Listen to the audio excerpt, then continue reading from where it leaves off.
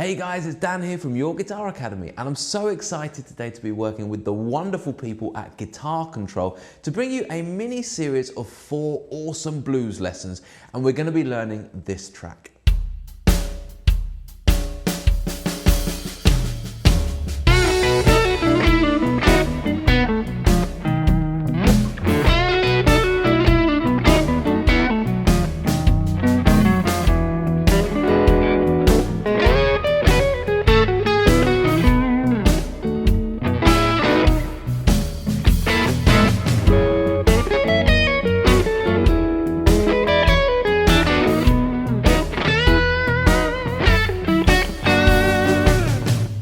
So in this first lesson, and as everything that I like to do when I teach, I really want you guys to understand what you're playing as we play it.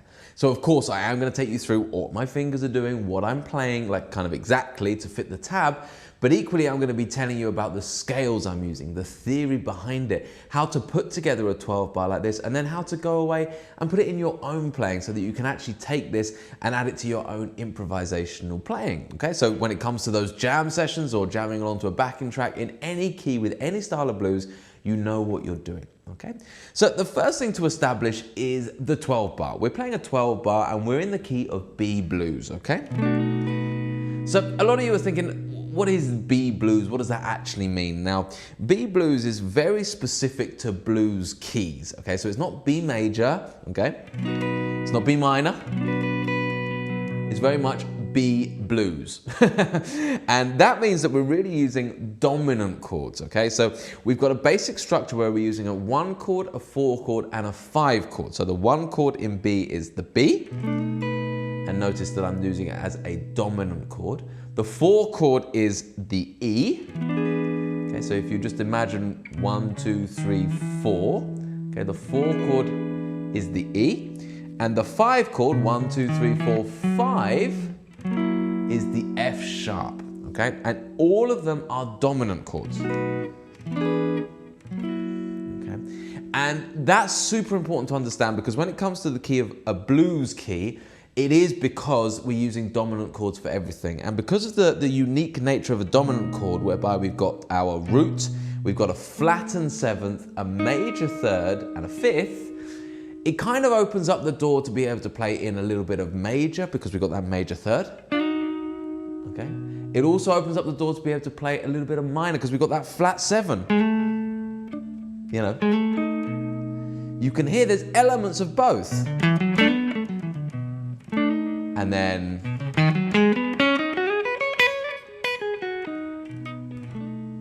so they're both within these chords, and therefore when we're dealing with a blues track and it's in the key of a blues, so B blues or E blues or C blues or whatever it might be, it opens up the door to be able for you to know that, okay, I'm using dominant chords here, and normally I'm using a 1, 4, 5. And then finally, when it comes to my improvisation, I can use that both major and minor pentatonics over the top. And we'll go into more detail with that as we go through this solo.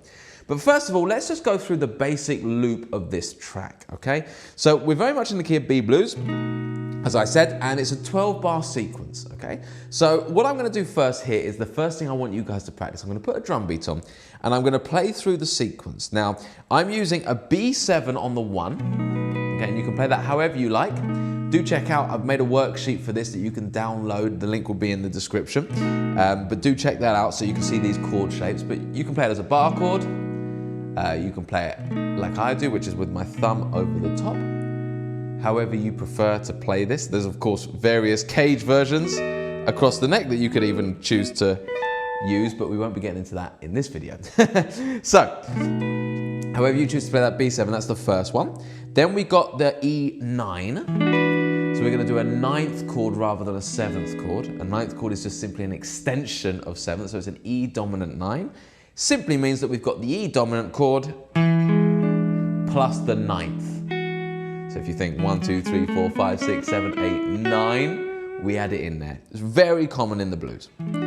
Again, don't worry too much about the theory of the chords at this point. If you do want to ever head over to the Your Guitar Academy site, then we've got all of this stuff laid out super clear in our Blues Essentials courses. Okay. Then we're going to go back to the 1. Okay, and I'll go through the sequence with you in a second, but then we've also got the 5 chord, which again is an F sharp, and rather than doing a dominant, we're going to do the 9th again. Okay. Now, right at the end of the sequence, we're using an F sharp augmented, which if you've never played that before, which I guess a lot of you won't have played that before, it looks like this. So we've just simply got this root, major 3rd, sharp and 5th, and then root again. Now that is a really great, it's another substitution of a basic dominant 7th chord. So let's not worry too much about the chords. I just want you to make sure you know the chord shapes because of course this is all about lead guitar, this particular blues track. It's all about lead guitar, but it's so important that you understand the chord movement underneath. Otherwise you're not going to know when to target specific chords, when to target specific notes, okay?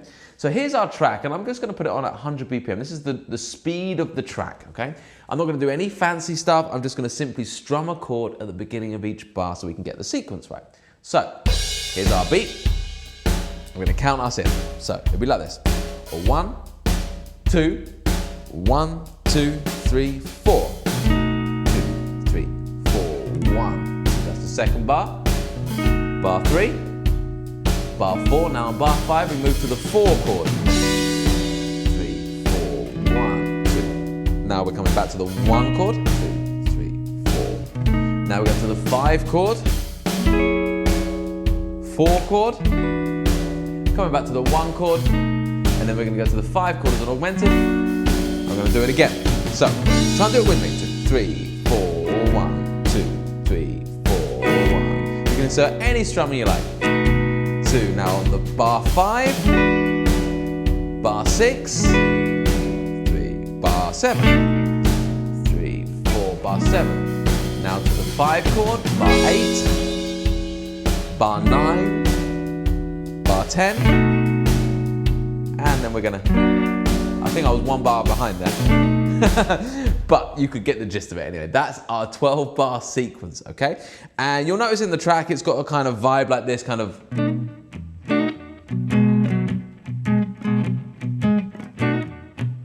okay?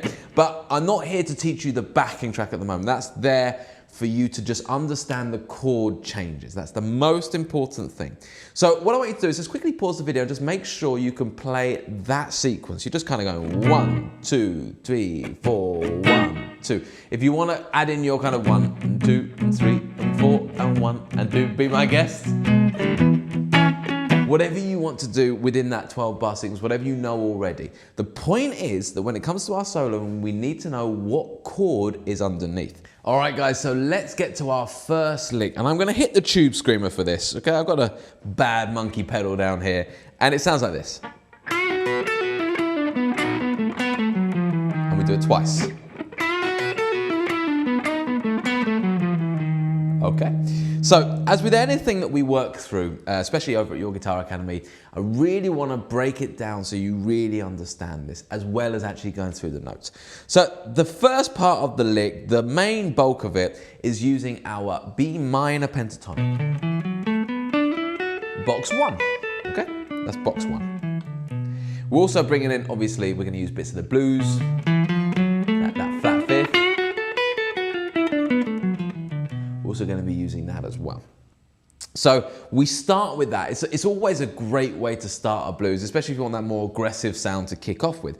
I always tend to find that if I'm using the minor pentatonic, I get that slightly more aggressive, maybe kind of Texas, kind of Chuck Berry tones, SRV, Albert King, that kind of thing. And then if I want that more kind of sweet melodic kind of sound, the major pentatonic gives me that more kind of B.B. King, that kind of vibe, okay? So that's just a nice, easy way to kind of separate those two as you go through it. So let's just do the first bit. Okay? Let's just go to there. So this is straight up pentatonic, nice and simple. We start with a nice bend, okay? Okay, and we're gonna just do a little quarter bend. You can do a quarter bend here. So it just goes up. Really, you could do a half bend, a whole bend, whatever you want to do there. In fact, I'm going to do a half bend. So I kind of bend up to the semitone, to the blues note. quite like that. When you bend up to the blues note, you really get that little bit of tension, that dissonance that's really nice in the blues. Then I'm going to go down the back of this pentatonic box. So try and visualize that shape the whole time. So I've got 7th fret, 7th fret. Then I'm going to come back down to the 10th fret, pull off to the 7. Very kind of standard blues opening. I'm sure a lot of you guys will know this already. And then followed by, okay. So what I'm doing is I'm first of all touching the notes here, okay. So this is on my, let's just do fret, so 9th fret, okay. Then I'm gonna just go up to that blues note, that flat 5th, and I'm gonna slide it back down. And it's a very quick movement. It's called like a grace note. So we don't go in 2 separate beats, we do it in 1 beat. So we're gonna, like that, okay? Nice and slow. Okay, hard little technique to get right, that one. Okay, just make sure your fingers are really stable, all 3 fingers in the right place like that. Then I'm going to come back to my minor 3rd and hit the root note there. Okay, that's the first part of my lick.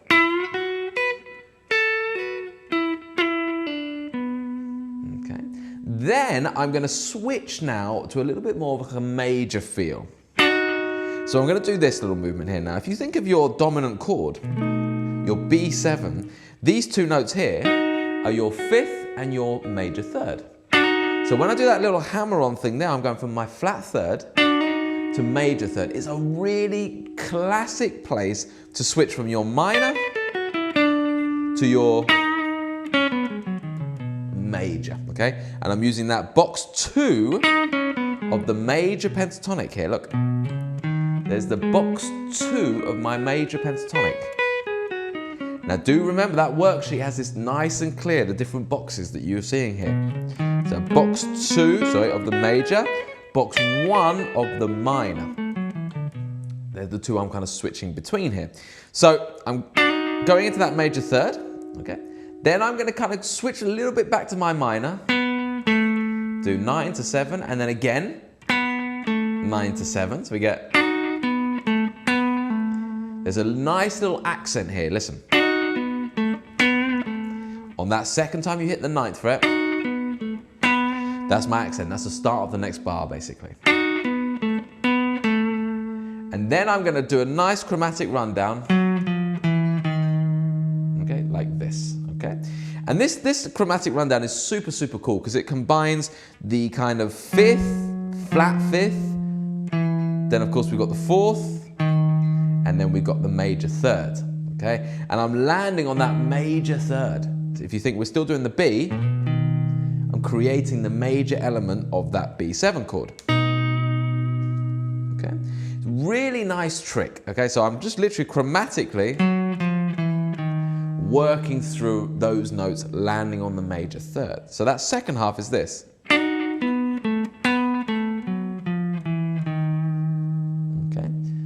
Really nice way. I love putting this into my improvisation. When I'm on that root chord, that first chord, landing and using that major 3rd, using these chromatics really works well, okay? So the whole lick is this.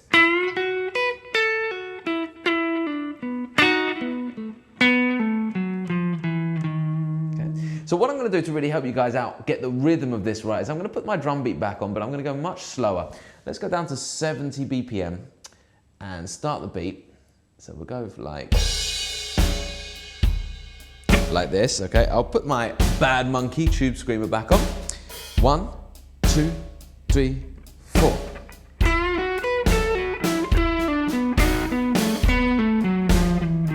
Again.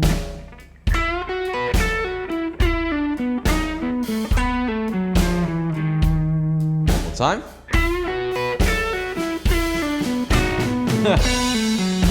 Love those drum fills. I'll do one more time.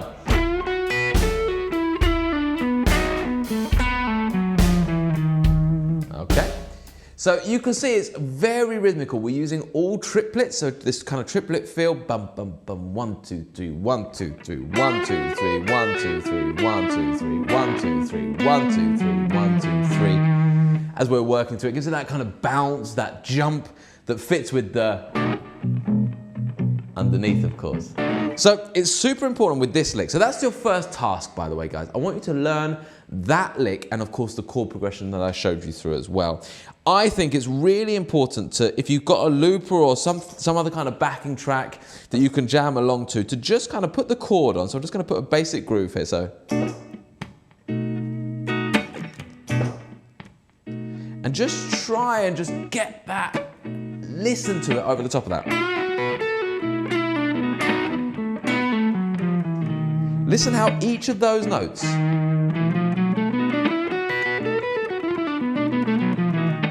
fit beautifully, just dropped my plectrum, over that chord, okay? It's really important to start just, you know, getting this into your ears as well as your fingers, okay? So over that one chord, this is a great lick to work with. So I'm going to leave you with that, try and get that together, and in the next lesson, where I'm going to be working again with guitar control, we will be going through the second part of this solo.